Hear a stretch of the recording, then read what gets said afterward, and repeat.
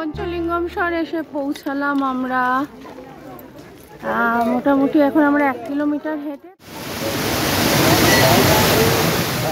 নীলগিরি আগেই তো বললাম, আর পাহাড়ের এই জায়গাটাতে নামার কথা না। কোন ঠাকুরের মন্দির?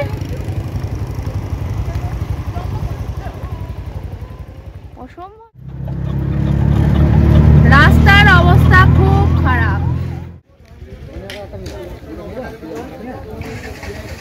পঞ্চলিঙ্গম স্বরে এসে নামলাম, এটা পার্কিং জোন।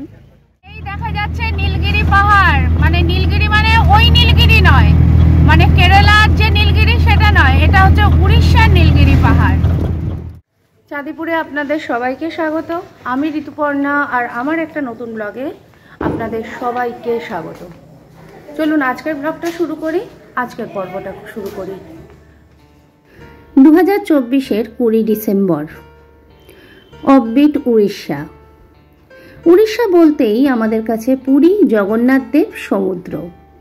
কিন্তু পুরী ছাড়াও এক অফুরন্ত পর্যটন ভাণ্ডার রয়েছে উড়িষ্যায়।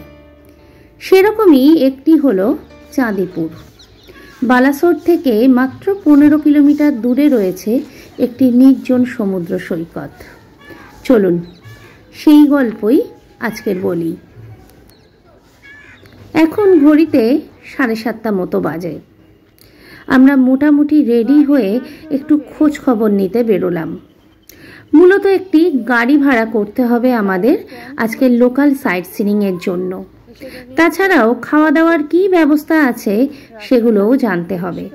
চলুন, সামনাসামনি বেশ কয়েকটি দোকান আছে, ওদের থেকে যদি কোনো ইনফরমেশন পাওয়া যায়।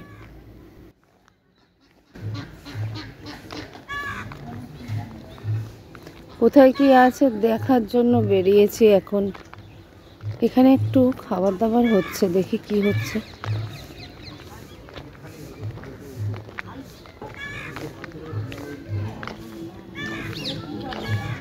এখানে কি ব্রেকফাস্ট হবে? কি আছে গো ব্রেকফাস্টে? আর ব্রেড অমলেট হবে? আচ্ছা ঠিক আছে, দাঁড়াও। এমনি রুটি টুটি কিছু হবে না? এখানে অটো স্ট্যান্ডটা কোথায় গো? আগে, আচ্ছা।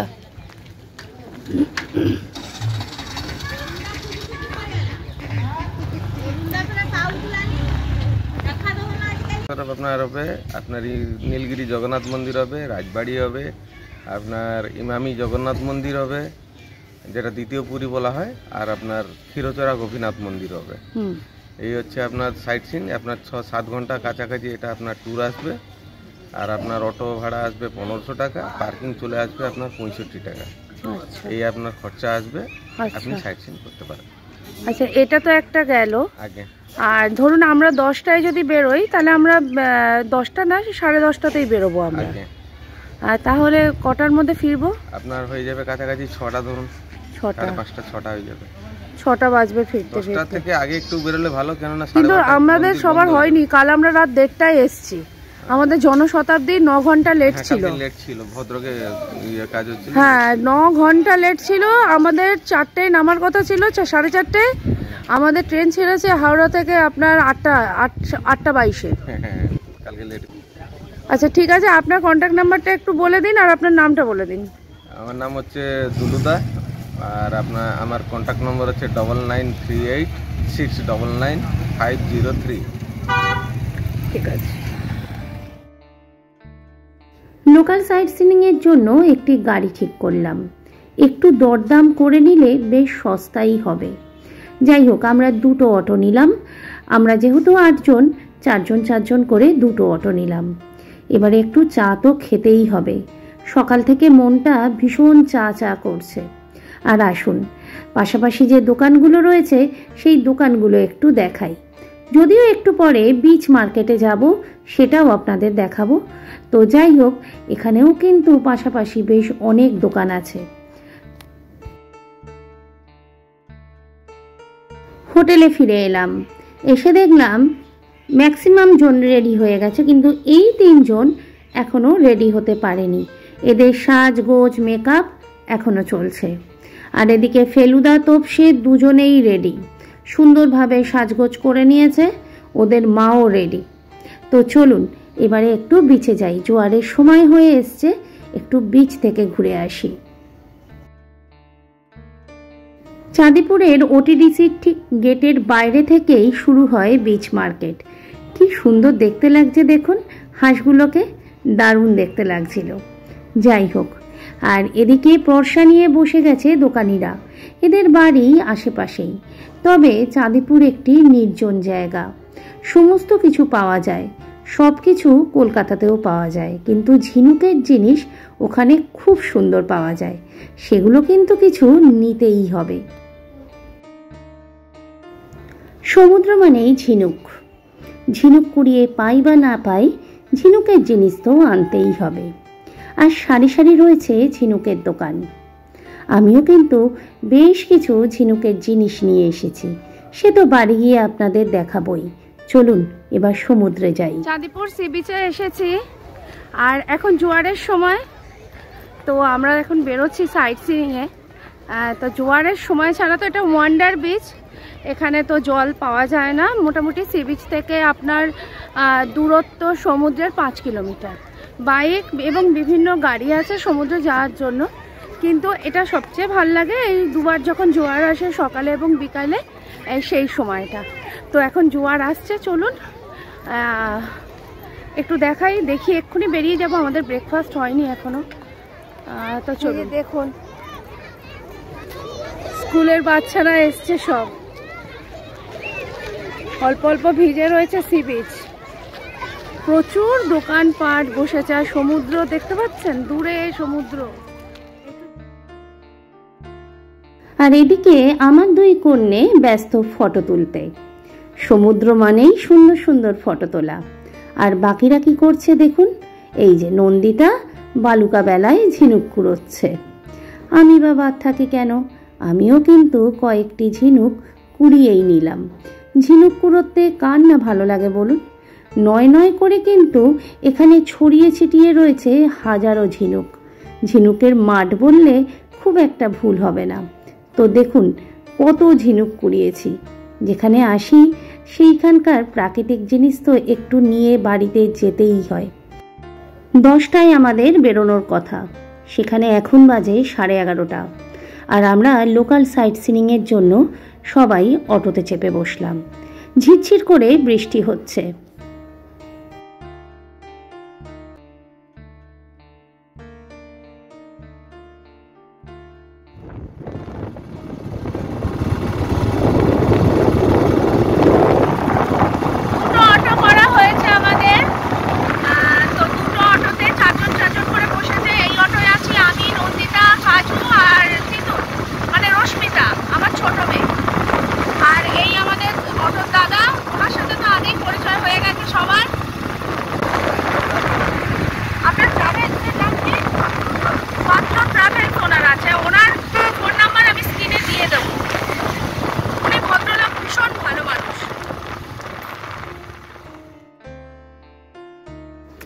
আমরা এসে রোড সাইড একটি দোকানের সামনে দাঁড়ালাম।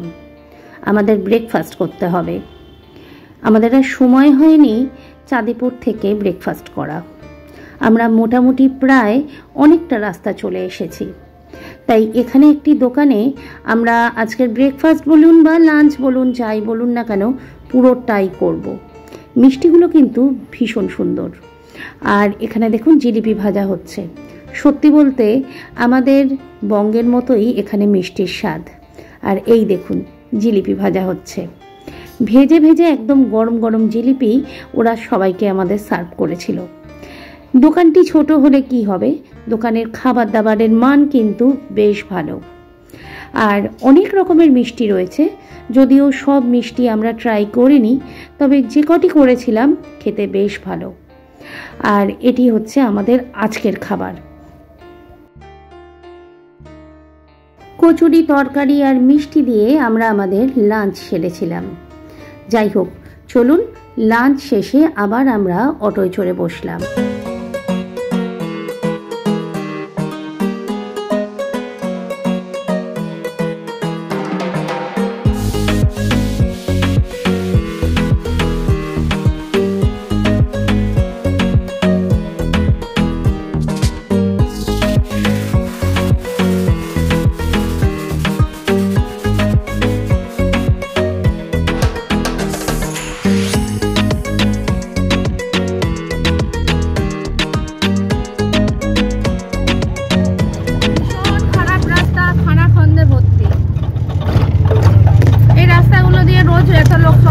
এগুলো ঠিক করা উচিত কিনা বলুন, আপনি কি বলেন?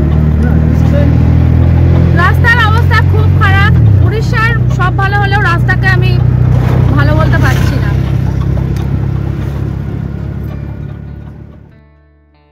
উড়িষ্যার প্রতিটি শহরে রয়েছে অজস্র মন্দির, আর মন্দিরগুলো দেখতেও কিন্তু ভীষণ সুন্দর। পথে যেতে যেতে এরকম একাধিক মন্দির আমাদেরও চোখে পড়েছিল, যার অল্প কিছু আমি বন্দি করে নিয়েছিলাম আমার মুঠোফোনে। আর এই দেখুন, এই প্রথম আমরা পাহাড় দেখতে পেলাম। আমরা যে রুটে যাচ্ছি সেখানে দুটি পাহাড় আছে, এটি হচ্ছে নীলগিরি, আর আমরা এটিতে পরে আসব। আগে যাচ্ছি দেবগিরিতে। কি সুন্দর ছোট্ট মন্দিরটি দেখুন, আর এই মন্দিরটি দেখুন, এটি একটি লক্ষ্মীনারায়ণের মন্দির, অপূর্ব সুন্দর কারুকাজ। যে পাহাড়টা দেখা যাচ্ছে নীলগিরি, আগেই তো বললাম। আর পাহাড়ের এই জায়গাটাতে নামার কথা না, নামলাম তার কারণ দেখুন।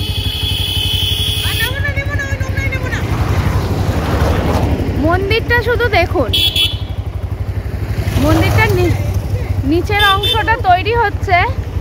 দাদা, এটা কিসের মন্দির, কোন ঠাকুরের মন্দির?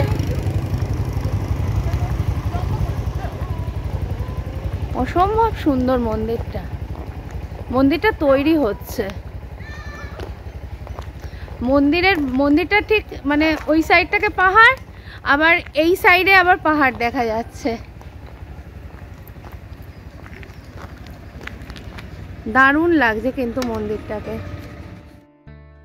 ঘন্টা দেড়েক পরে আমরা এসে পৌঁছালাম পঞ্চলিঙ্গমস্বরে। এখান থেকে পঞ্চলিঙ্গমস্বরের দূরত্ব মাত্র 12 কিলোমিটার। আর দেখুন, ওই হচ্ছে ওয়েলকাম টু পঞ্চলিঙ্গমস্বর। আমরা গেটের দ্বার প্রান্তে এসে দাঁড়ালাম। চলুন এইবারে আমরা প্রবেশ করি পঞ্চলিঙ্গেশ্বরের রাস্তায়। এটা শিব মন্দির। এগুলো কিন্তু পূর্বঘাট পর্বতের অন্তর্গত নয়। এই পাহাড়গুলোর নিজস্বতা আছে। প্রাচীন শিলায় গঠিত এই পাহাড়গুলি প্রধানত ব্যাসাল্ট এবং গ্রানাইটের প্রাধান্য দেখা যায়। এই পাহাড়গুলো ভীষণ সুন্দর, ভীষণ আপন। পঞ্চলিঙ্গমস্বরে এসে নামলাম। এটা পার্কিং জোন, আর এটা মন্দিরের এন্ট্রি পয়েন্ট। আর এই দেবগিরি পাহাড়, নীলগিরি পাহাড়ের এক অংশ হচ্ছে এই দেবগিরি পাহাড়। এবার আমরা উপরে উঠবো। আজকের গল্পটি বা আজকের ব্লগটি আর দীর্ঘায়িত না করে এখানেই শেষ করছি। দেখা হবে পঞ্চলিঙ্গমস্বরের ব্লগে। আমরা পুজো দিয়েছিলাম প্রায় 750 সিঁড়ি ভেঙে। সমস্ত গল্প থাকবে, সাথে থাকবে দেবগিরি পাহাড়, কুলডিহা ফরেস্টে অবস্থিত একটি পাহাড়, আর পুজো দেওয়ার বিভিন্ন মুহূর্ত। আজকের ব্লগটা এখানেই শেষ করছি। যদি আমার ব্লগগুলো ভালো লাগে, লাইক শেয়ার কমেন্টস দেবেন। যেতে যেতে যদি ভালো লাগে পেজটাকে ফলো করে নেবেন, চ্যানেলটাকে সাবস্ক্রাইব করবেন। সকলে ভালো থাকবেন, সুস্থ থাকবেন। দেখা হবে নতুন একটি ব্লগে। নমস্কার।